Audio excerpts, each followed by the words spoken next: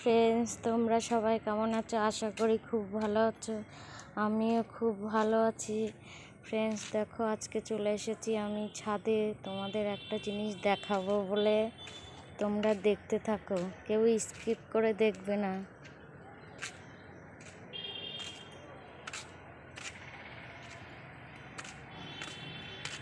এই লেবু গাছটা একটু জল দিয়ে দিই।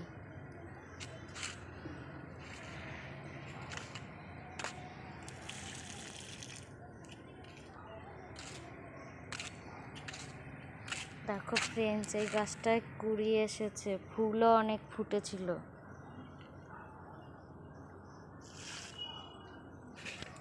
আর একটা সবচেয়ে মজাদার জিনিস দেখাবো, তোমরা দেখো। দীর্ঘ 5-6 বছর অপেক্ষা করার পর অবশেষে আমার গাছে একটি ফল হয়েছে।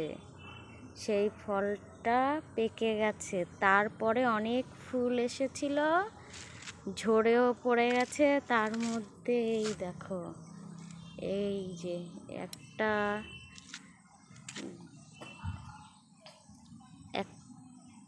একটা দুটো, এই একটা তিনটে, এই একটা চারটে,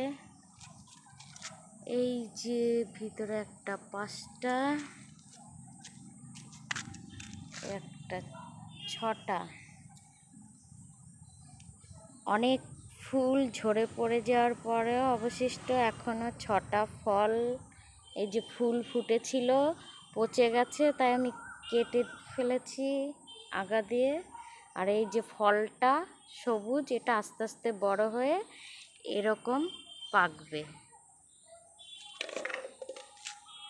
দীর্ঘ অনেক বছর অপেক্ষা করার পর আমার গাছে অবশেষে ফল হলো। আমি খুব খুশি। আজকে এই ফলটা আমি এখন ছিঁড়ে নিয়ে যাব ঘরে ঠাকুর পুজো দেওয়ার জন্যে।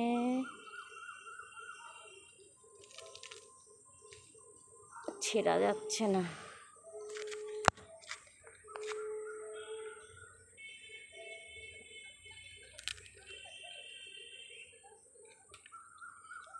দেখো, অবশেষে ফলটা ছিঁড়তে পেরেছি। এবার এই ফলটার ভিতরে সাদা না লাল সেটা তো বলতে পারবো না। এই প্রথম ফল, এটা আমি যখন ঠাকুর পুজো দেব তারপর তোমাদেরকে দেখাবো এটার কালার কীরকম। সেই লকডাউনের সময় লাগিয়েছিলাম এই গাছটা। এত বছর পর যত্ন করতে করতে এই প্রথম ফল। তারপরে এই যে এই ফলগুলো, এগুলো পাকলে তোমাদের আমি দেখাবো। এই যে সবুজ অংশটা, এটা ফুলটা অনেক বড় ছিল, পচে যাচ্ছে, তাই ফুলের আগা দিয়ে কেটে দিয়েছি। আর এই যে সবুজ অংশটা আস্তে আস্তে এরকম ফলে পরিণত হবে, পাকবে। তোমাদের আজকের ভিডিওটা কেমন লাগলো লাইক কমেন্ট করতে ভুলবে না। আর আমাকে ভালোবেসে থাকলে আমার চ্যানেলটা সাবস্ক্রাইব করে দেবে নতুনরা। আর পুরনোরা আমার ভিডিওটা পুরো সম্পূর্ণ দেখবে, দেখে ভালো লাগলে আমাকে কমেন্ট করে জানাবে। আমি অত ভালো কথা গুছিয়ে বলতে পারি না, তোমরা কিছু মনে করো না। আমার পাশে থেকো। টাটা, বাই, রাখছি।